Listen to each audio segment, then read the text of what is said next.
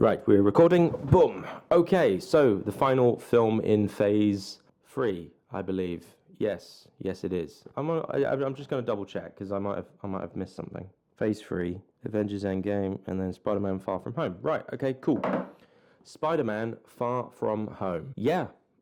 Coming off of the Avengers, that was a big movie, and now we've got a smaller movie. This film didn't really, for me though, it didn't really feel like a step down. I actually really like this film, and I actually like the fact that it's a very different film to any of the other, like, previous Spider-Man films. Like, almost every Spider-Man film takes place in New York. Like, every Spider-Man film, it's Spider-Man, he's in New York, fighting crime in New York, there's a new villain, and it's in New York. That's it. And I quite like this film because we go on a bit of a journey. We globe trot, as they say. They go from they go all around Europe, and it kind of gives it a new kind of feel to it.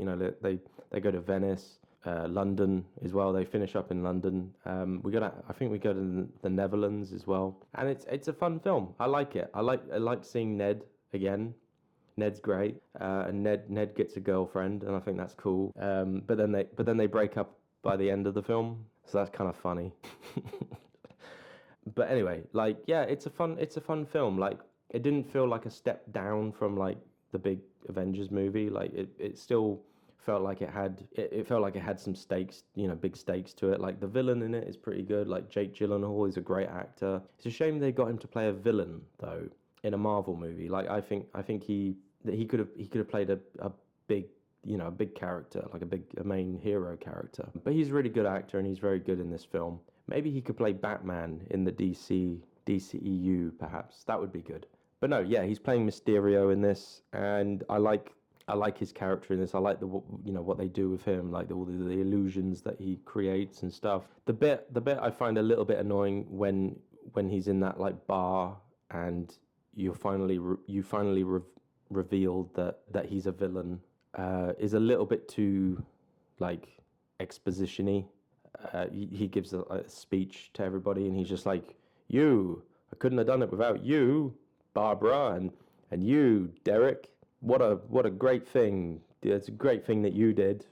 Haha, yeah, we manipulated him. Woo! Yeah, and you. Haha, yeah, like that. That was a little bit scripty. Like, you thought, oh yeah, I'm watching a film. Yeah. And actually, I don't think I went to go see this film at the cinema. I think I couldn't be asked, because after the Avengers, I was just like, nah, what's the point? And as I said before in my last video with the Avengers, like, they kind of spoiled this film with the trailer, because the trailer for this released before Avengers Endgame, so or it may have released during that time. I saw it and thought, oh, okay, well, he's alive then, isn't he? He's alive. So they ruined it. But that's another thing I want to talk about. Yeah, because I'm going all over the place, right? I'm really tired now. But yeah, the thing I like about this film is that it addresses the consequences of what happened with the blip, right? I love the fact that at the beginning of the film, they just sort of explained that, like, people were gone for 5 years, and like, one kid says, my younger brother is now older than me. That's funny. That's hilarious. I love that. And obviously they do like a funny little tribute to, like, Iron Man dying and Steve Rogers dying. Who, I don't think he's actually dead though. He just got old. And Vision's dead, and Black Widow's dead. Blah blah blah blah blah. That was quite good. And yeah, it's again like Homecoming. It's got this kind of like happy-go-lucky sort of vibe to it. Like, obviously there is a little bit more danger. There's a little bit more at stake here than the previous Spider-Man film. But like, it's still just like a fun little movie, like a fun, like, ha ha ha, yeah, we're going to Europe. Let's see some sights and enjoy visiting this country and that country and all this sort of stuff. And it's a fun sort of watchable film. And yeah, I would say I prefer this one to Homecoming. I feel like Homecoming's just a bit, I don't know, basic. Like, this one's a little bit more. It tries a little bit more. It tries to do some stuff a little bit more. Yeah, and obviously, like, they sort of build up that romance between Zendaya and him, and then she finds out that he's Spider-Man. Then the end credits kind of like teases the next film, and it's sort of like, oh my god, now everyone knows that he's Spider-Man, and that creates an interesting story for the next film, which we will get into eventually. But no, I've got no problem with this film. I think it's fun. I think it's better than Homecoming. But yes, I would say maybe the next Spider-Man film is maybe better than this. But obviously we won't get to that just yet because I need to rest. I've been talking about Marvel films for like the last hour or so, and yeah, like it takes its toll, I think. But no, I hope everyone's enjoying these videos, and comment below. Let's start a discussion. What's your favorite Marvel film? Blah blah blah. Do you hate me? Do you think I should give up this whole YouTube thing? Maybe if you're a little bit bored with Marvel, maybe check out some of my sketches.